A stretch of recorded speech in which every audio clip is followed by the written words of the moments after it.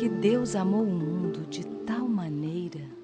O médico francês Guy Patin descreveu em 1692 a primeira condição clínica de fibrodisplasia ossificante progressiva, a FOP, uma doença misteriosa que transforma suas vítimas lenta e irreversivelmente em uma massa de osso sólido.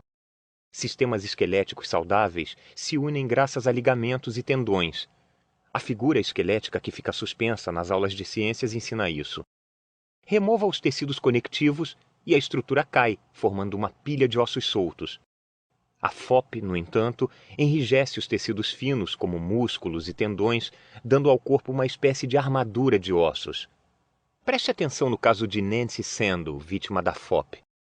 Aos 5 anos de idade, os médicos diagnosticaram um nódulo na parte de trás de seu pescoço como um câncer terminal e lhe deram 3 meses de vida. Mas ela não morreu. Nenhum tumor cresceu. No entanto, seus ossos cresceram. Os médicos começaram a suspeitar de uma enfermidade nos ossos. Quando ela estava com 35 anos, sua estrutura ficou em uma postura semi-ereta, inclinada levemente na altura da cintura. Seu pescoço ficou travado, a mandíbula fechada e os cotovelos fixos em ângulos retos. Ferimentos muitas vezes fazem com que a FOP se propague. Os ossos reagem de forma exagerada a uma contusão ou fratura, espalhando-se como cimento pelo sistema. O padrão é previsível.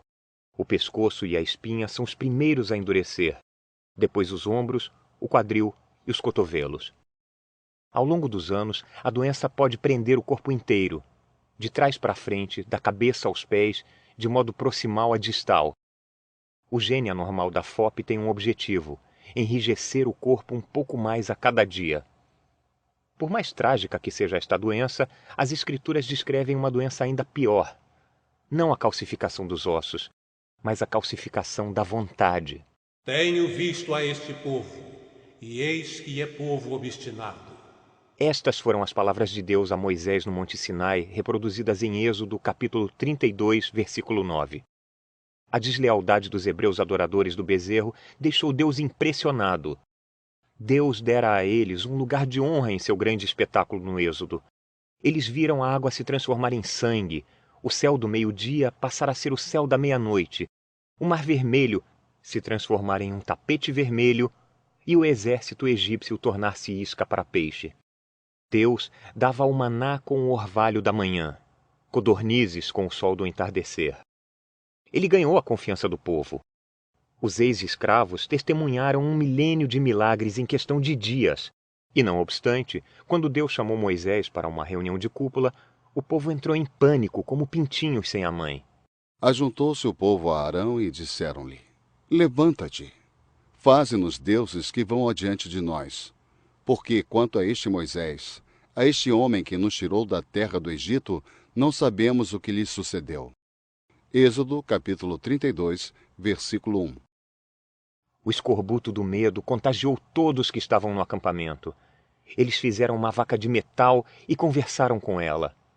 Deus, escandalizado com o culto de louvor ao animal, ordenou que Moisés descesse e fosse ter com seu povo, um povo de dura cerviz que se desviava do caminho ordenado por ele. Você se lembra de como a FOP se espalha em uma resposta doentia à dor? Nosso coração endurece em uma reação doentia ao medo. Vocês repararam que a presença do medo nos hebreus não incomodou Deus? O que incomodou foi a resposta deles ao medo. Nada os convencia a confiar em Deus. As pragas não convenceram. A libertação da escravidão não convenceu. Deus lançava a luz no caminho deles e fazia cair comida no colo deles, e ainda assim não creram em Deus. Nada penetrava o coração deles. Eles estavam duros como pedras, eram teimosos. O pão de açúcar é mais flexível, uma bigorna é mais macia. O povo era tão sensível quanto a imagem de ouro que ele adorava. Mais de 3.000 anos se passaram e nós entendemos a frustração de Deus. Voltar-se para uma imagem em busca de ajuda? Que estupidez! Enfrentar seus temores pondo-se diante de uma vaca? Uma grande estupidez. Optamos por terapias mais sofisticadas, ir a festas para tirar a barriga da miséria ou sair às compras para estourar o orçamento. Curvamo-nos diante de uma garrafa de uísque ou nos atiramos em uma semana de trabalho de 80 horas. Progresso? Dificilmente. Ainda enfrentamos os temores sem nos colocarmos diante de Deus. Ele envia manifestações de poder que se assemelham às do Êxodo. Pôres do sol, noites estreladas, oceanos imensuráveis. Ele resolve problemas como os do Mar Vermelho e faz cair bênçãos do céu como maná da manhã. Contudo, basta surgir uma crise, basta Moisés desaparecer por algumas horas e nós criamos uma tempestade que se transforma em caos. Em vez de nos voltarmos para Deus, nos desviamos dele, endurecemos nosso coração. O resultado? A insensatez de adorar a vaca. Os de coração duro andam na vaidade do seu sentido, entenebrecidos no entendimento, separados da vida de Deus pela ignorância que há neles, pela dureza do seu coração, os quais, havendo perdido todo o sentimento, se entregaram à dissolução para com avidez cometerem toda impureza. Efésios, capítulo 4, versículo 17 ao 19. Meça o pulso irregular do coração de pedra.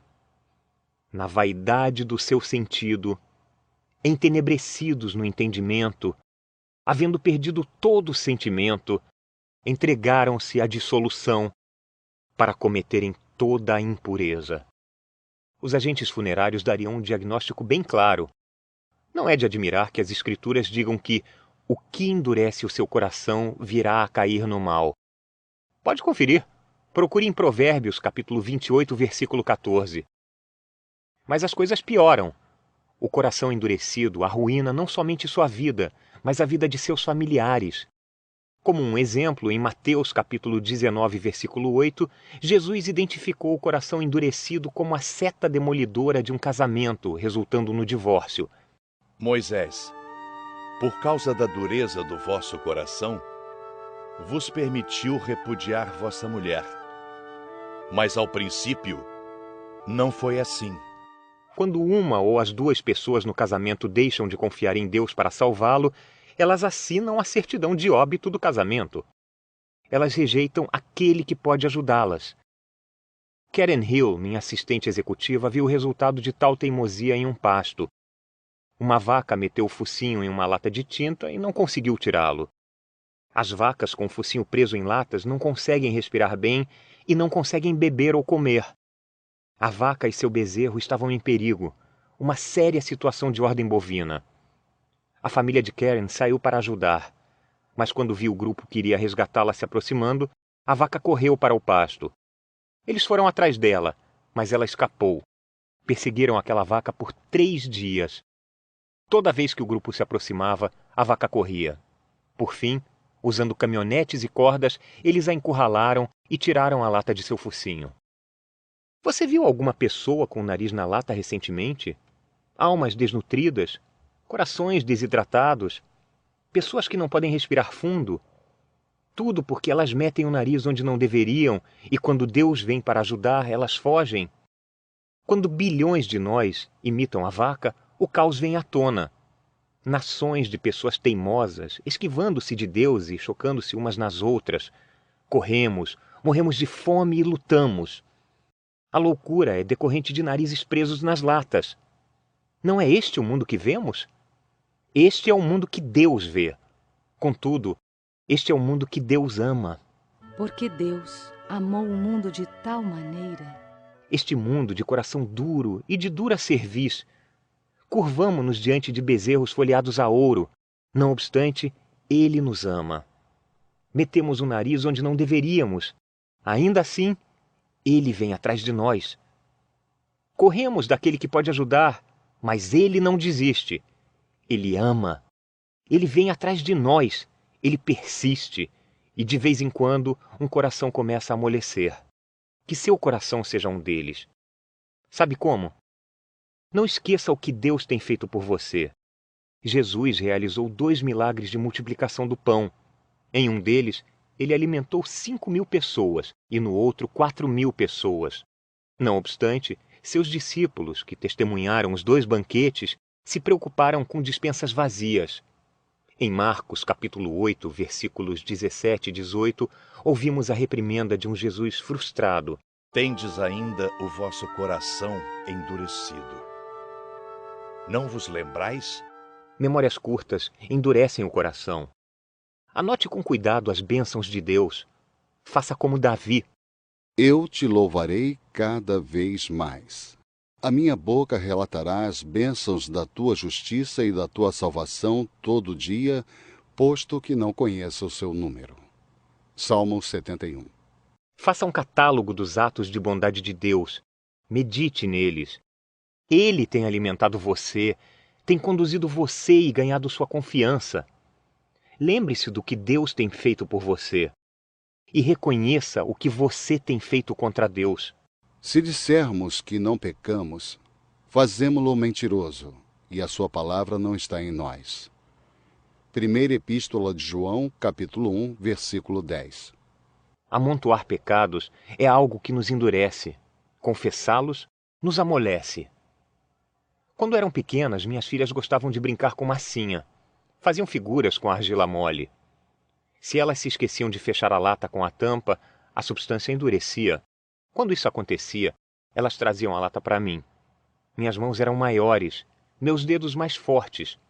Eu conseguia amolecer a massa empedrada. Seu coração está duro? Leve-o ao seu pai. Você está apenas a uma oração de distância da ternura. Você vive em um mundo endurecido, mas não precisa viver com o coração de pedra.